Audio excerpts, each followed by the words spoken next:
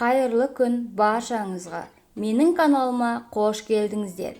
Бүгін сіздермен бірге үй жағдайында өте дәмді таңқурай қосылған шоколадты сырки дайындайтын боламыз.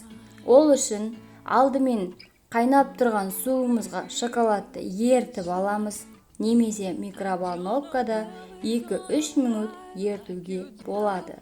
Еріген шоколадтарымызды силиконды формаларға қасықтың көмегімен видеодағыдай жасаймыз.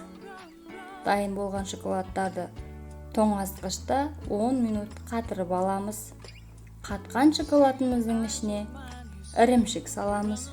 Ортасына қалауыңыз бойынша жем салуға болады. Мен таңқурай жемін қолдандым. Одан соң ірімшіктің сыртынан ерітілген шоколадымызбен қаптаймыз.